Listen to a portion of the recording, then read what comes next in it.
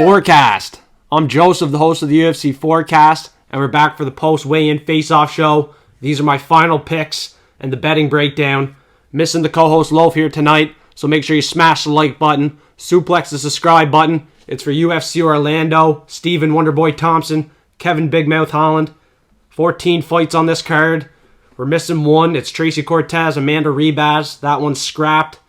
Cortez had a medical issue. And we're going to start it off with the prelim opener. Yazmin Jauregui and Istela Nunes. Let's see how they look on the scales. See if they make weight here. I think they both may weight with ease. Last time I had money on Istela Nunes. Did not go my way. She gassed out pretty hard in the second and third round against Sam Hughes. And I feel like she might do the same here against Yazmin. But she looks to be in good shape here, honestly. She looks pretty confident as well, but 6-3 and 1 no contest. We'll see how she does against an undefeated fighter, Yazmin Jauregui. I don't think she can get it done, in my opinion. I think she's going to gas again. I really do. But she looks in good shape. Yazmin looks good as well, though, to be honest with you. She gives the peace sign to the crowd, showing the love for Florida. Gets the crowd roaring here. Honestly, I just think she gets it done with ease here. She might have some takedowns to the control time. Pin her up against the fence and get this one done by a decision. She has some knockouts on the record, honestly, though. She could tag Istela on the feet if Istela wants to stand and bang with her. Estela's not going to take her down because she has 100% takedown defense. So she's a real hard girl to get down. They're facing off here now. Yazmin's fists are up, and she looks pretty strong as well. To be honest with you, I honestly think she's the stronger girl in this fight, and that's why I'm going to back her. She's going to get this done with ease. This is a good fight here. Marcelo Rojo, Francis Marshall. This is Francis Marshall's debut. 6-0, man. Not much experience. Rojo has experience against Charles Jourdain, Kyler Phillips. He loves a firefight, and I think he might get this one done. I think it might be a knockout for Marcelo Rojo. I'm still on that. Francis Marshall's in good shape. He's a wrestler, good grappler. He might be going for some rear naked chokes. He has some submissions on his record there. But Rojo's coming in here clapping. He's pumped up. He loves the firefight.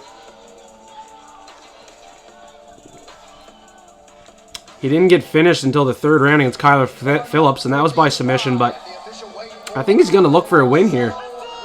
He's ready to fucking go. Respectful face-off. Rojo's kind of nodding his head. I think he knows that Marshall's inexperienced here, and he might take advantage of it, honestly. So I'd sprinkle a little bit of money on Rojo for the finish. Let's check out what that is on Betway. Rojo for the finish here, because I'm going to be sprinkling something on that. For the knockout, he's 375. I like the 375. I don't think he gets the submission. I'd say knockout 375 for Marcelo Rojo. Sprinkle some cheese on that. Natan Levy and Genaro Valdez next. My underdog of the week, Genaro Valdez. And he comes in here hot. He's ready to go this weekend. His only loss was to Matt Frivola, where he got knocked down 5 times. Got back up 4 times. So that was pretty impressive. Took a lot for him to get knocked out. I don't think Natan Levy can knock him out here. I think he might not knock out Natan Levy, honestly.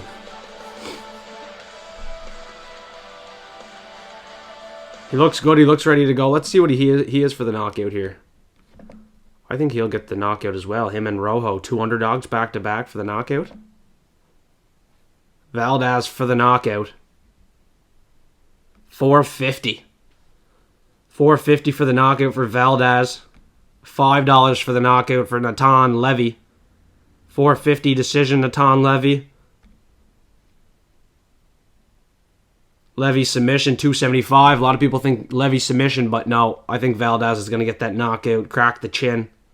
Finishes the submission's $8 for Valdez, so it's a little bit less likely. He's very good on the feet. 7 knockouts, 3 submissions. And Natan Levy's last fight was a decision against Mike Breen. You know, there's no finishing ability in that fight for him, so he's not going to be able to finish a guy like Genaro Valdez, in my opinion here. I think Valdez has a lot more finishing ability.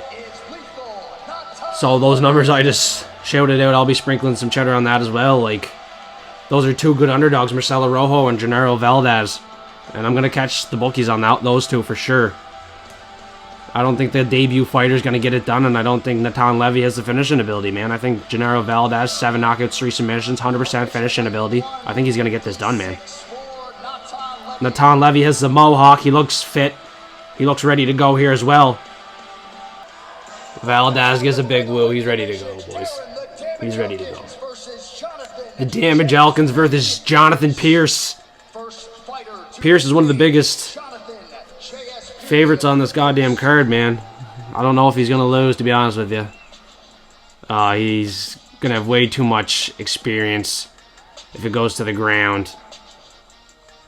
On the feet, he's going to definitely put the damage on Darren, the damage Elkins. He's looking really good. He's in shape. He makes weight, no problem. Darren Elkins, when he comes in here, he doesn't look 100%. I don't know. He might have been hit a couple times too much.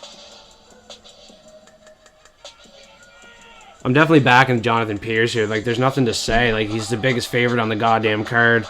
If Darren wins, like, that's just a fucking fluke. There's no way Darren gets this done. No way. Yeah, he's going to wear a lot of damage in this fight against Jonathan Pearce. On the ground, on the feet. Pearce is too good, man. Way too good. He's up and coming, and Darren Elkins is probably going to retire after this one. And something about him, it looks like he got hit way too many times. Michael Johnson. Marc Diakiese. Diakiese is going to mix in the wrestling. I don't know, man. I think he could get the finish on the feet. Mix in the striking again. He has good kicks, good striking.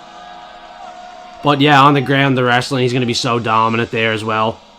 All around the better fighter, honestly. This is another one where it's like, there's not much to say. Like, Diakiese should get this done. Michael Johnson, he's fought a lot of good guys, but he's coming on the wrong end of it. Split decision to Jamie Malarkey there, but he looked all right in that one. But Marc Diakiese's a step ahead of Jamie Malarkey, so, like, you're not going to win this fight, bro. I like him as a fighter a lot, but I can't see him getting this one done, unfortunately. I feel like he's on the way out of the UFC. Marc Diakiese's starting to shine here. Just beat Borishev by decision with the takedowns. That was a big win, man. Like, I thought Borishev could have knocked him out, solve the clause, but no, Diakiese's way too strong on the mat, man. The takedowns and the wrestling, super impressive.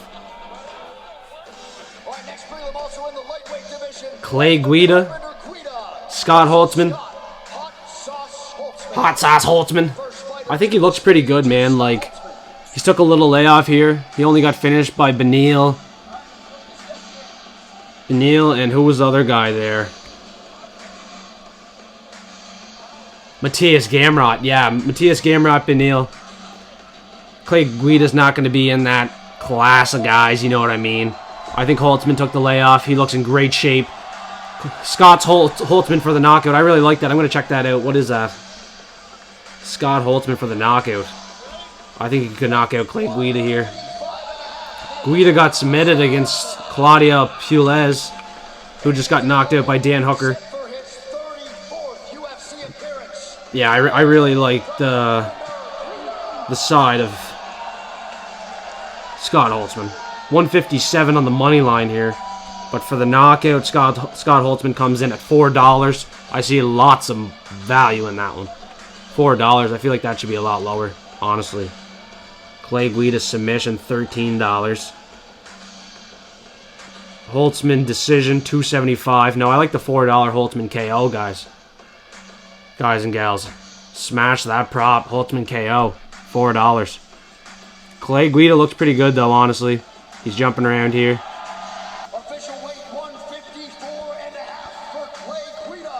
Clay Guida gives a woo. He's ready to go, but no, I I just see Holtzman knocking him out. Holtzman looks in way better shape. He has the reach, the height advantage. Holtzman has the layoff. He's coming in here fresh. Guida got finished his last couple fights. Holtzman's still a young guy, too. A little bit younger than Clay Guida as well. Next up, Emily Doucette. Angela Hill. I think Doucette's going to be the better boxer here. I think this one will stay on the feet. Doucette's going to have the control time, be the better boxer, get this one done by a decision. Angela Hill's tough. She probably won't get finished in this one. Last time out, Hill did win as a big underdog. She's an underdog again, but not as big. But I don't think she'll get it done. Emily Doucette looks pretty good. Ducote. I was saying Ducote. I'll get better at pronouncing. Overkill Hill. Oh no, yeah, Overkill 14 and 12. Not the best record. Doucette's 12 and 6. Pretty good record. I like that. She's a better boxer. I think it'll stay on the feet. She'll have the control time. I think she'll be the stronger girl as well. Angela Hill, she is a good dog. But no, I'm not going to be backing her this weekend, that's for sure. I don't advise laying too much money on the women's fights either. You never know how they can go, man. Honestly. But yeah, I see some value in Emily Ducote there. Next up, we got Niko Price, Phil Rowe. This is Loaf's underdog, Phil Rowe. I think Phil Rowe gets it done by knockout, honestly, against Niko Price. They're going to be standing on the feet, clanging and banging. But I feel like Niko Price's chin's a bit iffy at times. And Philip Rowe, he has a lot of power, man. And he can avoid the takedowns. He's pretty good on the mat. He has 4 submissions, too. 5 knockouts. 100% finish rate for Philip Rowe, man. Can't count him out.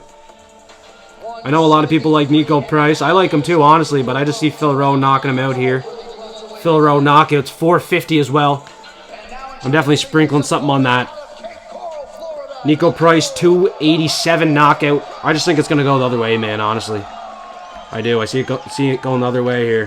Phil Rowe, he looks really good. He has the sunglasses on. Niko Price is ripped, man. He is ripped, though. He's so unorthodox as well, but I think Philip Rowe is going to be reading him pretty good. Philip Rowe has the glasses on, you know. He's pretty chill, laid back. Puts the glasses down, looks at him. Yeah, he means business. I got Phil Rowe on this one. Slight dog money on Philip Rowe. I agree with Loaf. He's a very good underdog to take. But I want more value, so that's why I took Genaro Valdez. He's a pretty big underdog, and I just feel like he's a little bit too big of an underdog, so that's why I took him. Eryk Anders, Phil Daukaus. Starting off the main card here. I like Kyle Daukaus, bro. He's way too good on the ground. 9 submissions, 2 knockouts. He's a practitioner on the ground, man. And I think he's going to get this submission. I really do. Eryk Anders, he's too slow. He doesn't really excel in any area. I just see this going to be an easy decision win for Daukaus, or him just snatching up the submission all day. None of my picks changed either yet so far. I still have the same picks as early video there. Like, I'm pretty confident in this weekend. I did a lot of research into this card here. I'm highly confident in this card. I got Kyle Daukaus for the submission in this one. He has the height advantage, as pointed out by Eryk Anders. He went like that to him, man. He knows Kyle Daukaus has that reach advantage. He's pretty big for the division. And he's pretty good on the ground too, man. 9 submissions. Before we jump into the Dolidze and Hermansson, let's check out the prop on submission there. What's that going to pay me out? Daukaus submission. I like that a lot. Daukaus submission, 375. Wow. 250 for the decision. I can see it going submission, honestly. $8 for the knockout. Yeah, I'm leaning submission all day for Kyle Daukaus in that one. 375. I'm going to catch a lot of good spots here at 375, $4, 450. Roman Dolidze in this one for the knockout could be live. But I got Jack Hermansson by decision. Dolidze by knockout if you're looking to bet that. He's a 250 dog just on the money line. If it does go a decision. He's won his last 2 by knockout, so if he gets that, that's going to pay you out $6. So you could sprinkle something on that. $6 Dolidze knockout. He won his last 2 by KO. Hermansson decision 230. That's what I'm leaning. Hermansson's too experienced, man. He just won a fight against Chris Curtis. It's pretty well the same fight. A good striker. Hermansson looks good, and he's also a little bit rattled after almost not making weight there. Came in at 186. He needed the box of shame there, so I don't know. I think he's going to want to prove himself. Tai Tuivasa, Sergei Pavlovich. Sergei Pavlovich, man, he carries a lot of power, and I just feel like he's going to catch Tai Tuivasa. 1-2 down the middle. He has straight punches, but he has a ton of power. He probably has a good chin. Hasn't worn much damage. Tai Tuivasa is coming off a knockout loss, TKO to Cyril Gane. That was like 3 months ago. He wore a lot of damage, man. He's coming back too early. So if he wears a lot of strikes against Sergei Pavlovich, man, he's probably going to be on stilts. Love has Pavlovich for the lock of the week. Likely by the KO. It'll be under 2.5 rounds. Either or. Tai Tuivasa could catch him, but I just feel like the power is going to be too strong. Matt Schnell cut his hair to make weight here. Pretty big underdog. Coming against Matheus Nikolai. Nikolai's 125. Favorite. Another big favorite on the card, man. I feel like he's going to get it done. Probably by a decision. 250 for the decision for Matheus Nikolai. Matt Schnell, man. He did get the submission last time. He's $13 for the submission, 11 for the KO, but yeah, I do not see him getting the finish against Matheus Nikolai. He's too well-rounded. He's good on the feet and on the ground. He's better everywhere. And Schnell even acknowledged he had to cut his hair to make weight. Doesn't even make sense because he didn't have much hair to begin with. Respectful face-off. Nikolai all day for me. Brian Bam Bam Barberena, Rafael dos Anjos. This is another wide line. Like, see, you got to be smart where you want to come in and make some bets here. Hopefully none of them bust. But I don't see this one busting either, man. Ralph dos Anjos, he's better everywhere. He's better on the ground. He's better on the feet. He destroyed Rento Moyacano. He was basically going to win a decision against Rafael Fiziev before he got knocked out. I can't see Bam Bam knocking him out here. Bam Bam's not even that ripped, to be honest with you.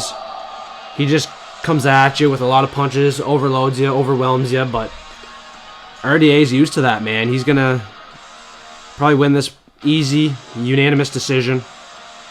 He could even get that submission, to be honest with you. I'll pull that up on Betway, see what the RDA submission is on that.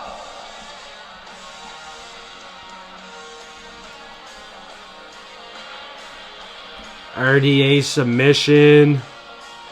Likely goes to the ground at some point. If he sinks it in, it's going to pay out $4 as well. So you can tag a couple of these method of victory props in and probably get yourself a good little parlay going. Yeah, the men on the marquee. Kevin Holland, Stephen Wonderboy Thompson. This is my lock of the week. I got Kevin Holland, man. He's coming back after his retirement against Khamzat Chimaev there. He did get taken down and submitted, but Wonderboy's going to stay on the feet. It's going to be a striking affair here, and I can see Kevin Holland getting the knockout probably late. Wonderboy's getting old. His style is going to... People are catching on to it, you know what I mean? And Kevin Holland's definitely going to know what to do and get good reads on him. Likely be searching for that finish after the embarrassing fight against Chimaev last time. He has something to prove. I see Kevin Holland honestly going to the ground here, mixing it in with the wrestling, potentially going for that submission. Yeah, I got my boy Kevin Holland. All respect to Stephen Wonderboy Thompson, though, but he's getting too old, man. He hasn't won many of his last 5 fights, 7 fights. He's won like 2 or 3 of them. He's not going to beat Kevin Holland, man. Kevin Holland's different, bro.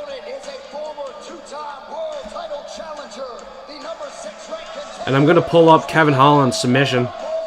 I feel like it goes to the ground at some point and he could likely sink it in. If not, the knockout prop, that's available too. Official weight 174. They both make 170. Face-off, pretty respectful. There's no hate between these two, that's for sure. They're laughing. Stephen Thompson's touching his nipples or something here. But yeah, Kevin Holland's really confident, man. Big mouth. I think he's going to get it done.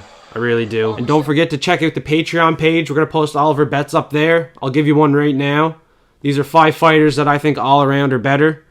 A multiplier of 2.95. $100 pays out $2.95. All 5 just on the money line, just to win. We got Jonathan Pearce. He's one of my most confident picks.